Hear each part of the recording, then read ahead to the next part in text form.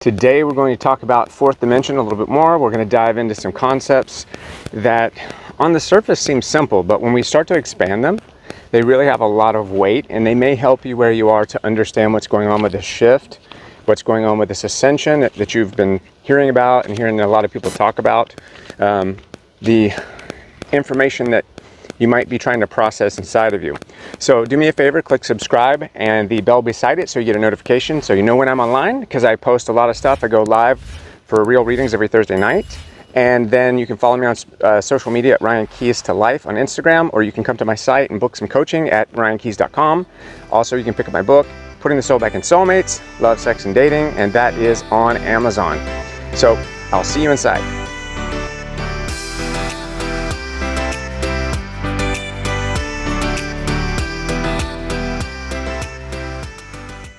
Okay, so like what I was talking about in this series, we've been talking a lot about the fourth dimension, the third dimension, and multiple dimensions existing at once, and the fact that where we are right now actually is across dimensions. We are a multidimensional being, whether we choose to decide in our mind or not, right? We are existing energetically. And these are some of the things that we covered in the video before, some of those symptoms.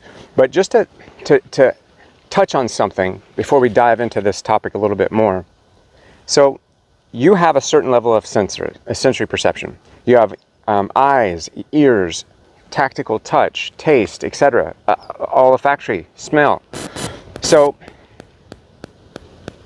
you are choosing, so those pick up information. Those bring in different elements of the environment, and we utilize those for our best interest. But we're processing old information on top of new information, and we're running our computer, personal self system very slow. We're overworking who we are by processing, and it's like you have Windows 2000 and you installed Windows, Windows 10, and they're working alongside each other, and they're battling for different protocols. You'll have Windows 10 trying to give protocols to Windows 2000 and vice versa, and it creates this lull, this drag on the system, which is what you're feeling right now, is this drag. I would like to present an idea that I feel it's dynamite when you think about it, literally. So, imagine for a second you have a favorite movie, and you've watched it several times. Now imagine a movie that you watched and it was horrible. It was a B movie. It was the worst movie you've ever seen. Would you sit down in a theater and pay to see that movie over and over and over? Would you see a movie that sucked several times? No, you would not. So why are we subjecting ourselves to information like the movie that sucked, the B film that we don't want to be part of, and we're reliving that movie? We're recasting the whole crew and different people for the new role, but the same script. It's like when you see a movie where they try to do the script over and over and it really doesn't work. I mean, we're not talking about Rocky, right? We're talking about like the life and the blood of what you've become. We are in parallel, and like I said before, creating a paradox. So this shift, this ascension, is when you become aware of being aware. It gives you the idea of how to assimilate information coming in and how to prioritize information coming in. When you're in your environment, and this is why I like if you're walking down a trail and there's like wild animals, or if you're doing something that requires you to be very present, like high-speed driving, you are not thinking and daydreaming and drifting off. You're connecting your physical form, your three-dimensional perception, the densities. You're bringing in environmental information. And you're allowing your fourth dimensional self to prioritize it with the higher self. And you're connecting and you're becoming one on a multidimensional level. This will help you to assimilate and to acclimate to the ascension symptoms that you've been having such a problem with. And the targets for these would be something in the words of, this is what a mantra really is about. This is what meditation or being mindful, practicing a mindful piece of information, reciting, learning repetition with things that really matter, that you really want to work with, and releasing the things that you don't. Meditation is like catch and release. You're catching what you want to keep and you're releasing what really doesn't work. And this is the process that will help you to feel that fourth dimensional reality become part of your physical world. Now, I made some notes here, and I'm going to go through some of these because I know you like my notes. Words, i.e. labels or names, are features of the 3D, 3 density, 3 dimensions. And we need those labels, those words, to define space for us so that we feel safe, because we're still insecure about having a higher perspective of consciousness.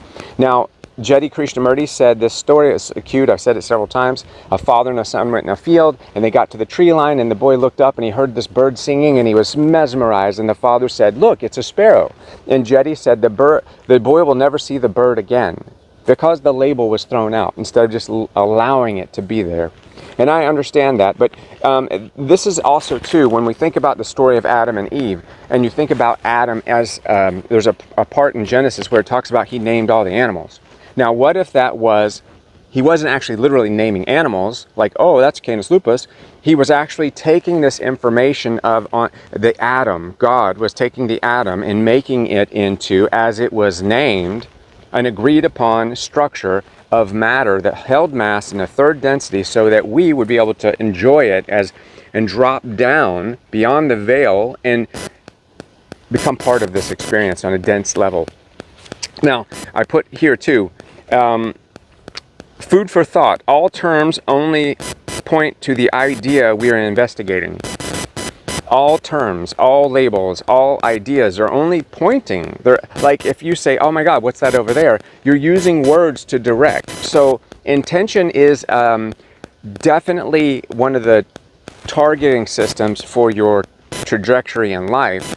But the fine tuning, like when you're dialing in a telescope or binoculars, would be what you're feeding the intention, what you're feeding that, what's the fullness of your language. How are you tightening the focus on that focal point? Now, I love this too. I said, this is why feeling and intentions are so important to purpose or your path. Just saying it is so is not enough. For example, the law of attraction. I understand that as we're going through this and we're wanting to learn tools for adaptation to become more skilled as a multidimensional being to process information. One of the things that is important that I learned on my path that I think, or I'll unpack it right now, is that if you understand that the law of attraction works 100%, wherever your emotion is, wherever your feeling is being put, that's what's showing up. That's what's being reflected along your path.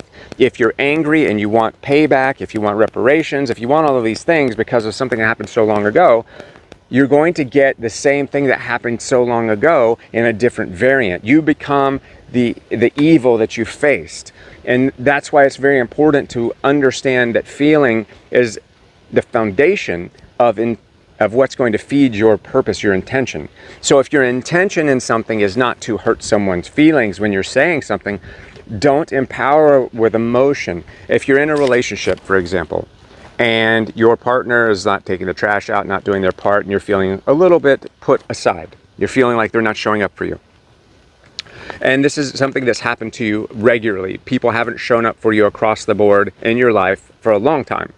And you take the feelings that you have not learned to catch and release through meditation or mindfulness, you take those feelings and you funnel them all on that moment, not understanding the power that comes with this law of insertion and law of attraction. And you ask your partner, "Hey, why didn't you take the trash out?" Even though you're saying something simple like telling a dog no or yes or sit, you are putting so much flair, so much fire, so much form behind it. It's like you're taking what you think is like a flick is actually getting hit with a sledgehammer for the other person. And that is very important, because that's the same thing when you're trying to knock a baseball out of the park, right? When you say, "I can't," when you say, "I had this, I'm this," and if you live in victimhood, if you live in this story, if you live in this space, if you continue to entertain and foster the feelings of the victimization, because you need those to get to where you believe will be a powerful place.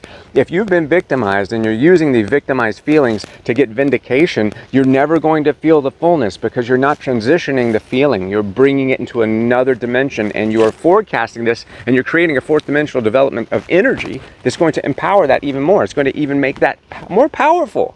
And this is the part of pendulums that I love with Vadim Zeland. I just wanted to go on in here too. The 4th dimension as dreaming exists alongside of our reality. The 4th dimension is like So how the fourth dimension is overlaid, as we talked before, is like intention, imagination, inspiration, intuitiveness, your gut feeling. Those are all drawn in through the fourth dimension and connected to the body, and we try to explain them as that's what butterflies are. But one of the things that will give you a really good idea of what it feels like when the fourth dimension is active in you is when you have deja vu, or when you have synchronicity, or when you wake up from a dream and you're like, ah, and you feel like it was so real. It was so right there, and you feel it. It was just forceful. It was right there. That waking up or that lucid dream, that is a direct mirror. That is you accessing your fourth dimension. And you already are fourth dimensional. You're all the dimensions all in one. It's just we are filtering things over so we can't see it. I also put daydreaming or visualizing as your ability to cross dimensions. This is why I always talk about popping portals, that I'm creating portals here and there. Daydreaming is literally but kind of like creating a portal. Visualizing is like creating a portal, and I do this really cool exercise where you imagine another person that's linked to you somewhere in the world. You go into what do they look like, what are they wearing, where do they come from, what's their family, what's their feeling, how do they sound, and you create this conduit to a person who is there. I guarantee you they're there, they're feeling you. And then you bring this and you overlap it, and you're connecting portals, and you're learning how to travel. And then you throw in the Merkaba meditation that I created, and wow, man, I didn't create it, I did my own version. But it is so powerful. One of the other notes that I put in here that I want to cover before we go, deja vu is 4D overlaying. As we expand our perception, it is urgent to work to avoid cosmic exceptions of coming online in multi-dimensions. And let me explain that. As we expand our perception, it is urgent to work to avoid cosmic exceptions of coming online in a multidimensional situation. I think this is point reference what we're seeing right now. And then we'll close. It's like we gave 6-year-olds guns, because when we created the law of attraction and we didn't let people know that it has always been working, it never stopped working, and it's working right now very powerfully in your life, and it's bringing to you where you are. It doesn't bring like rape and you getting beat up, but it brings you to the place that puts you in these spaces where you are attracting that energy. Like if I went into the Serengeti with a stake, I'm attracting a lion, right? If I swam with bleeding, I'm attracting a shark. So my intention and my creation is coming from this law of initiation, this law of attraction. The law of attraction is attracting all the time. And because you are a multidimensional being every single second of your life, we don't understand that. We think that we step in and out of dimensions, and therefore that we flip on and off this powerful thing called the law of attraction or intention. It is working the entire way. And this is why mindfulness is such an important part of understanding your multidimensionality. This will help you to get a grip on your life. This is what breathing is. This is why you do the breathing exercises. It's so important if you really want to rise up and to begin to understand and to enhance and to, if you're ready to receive your role in the world, you really need to begin to count your breaths, to begin the breath, to be the breath, to understand that you are exactly where you need to be, that nothing in the past, no part of your story actually is affecting you now. You are affecting you now by reflecting on the story, right? So I'll go over more of this. I've got more things to cover in depth, but I appreciate you being here. Got the blue in the background, I got green trees, I got dark rock, and I'm ready. I'm feeling righteous, and it's awesome. We're going about this. We're getting some good ass prana, some deep fresh air, breathing it in, feeling good, understanding who we are, connecting to this deep ass information of being a multidimensional being we've never not been. Embrace your kingship, your queenship. You are a creator, an initiator from the great creator. You are literally a fostering of the feeling of the great creator. You are an emancipator on your own right. Peace, light, and love. Click subscribe. Please share this to overcome the algorithm. I need your help. And click the like button. Leave some comments down below. Let me know if you have any questions. Check out my podcast on Spotify, In Deep Shift.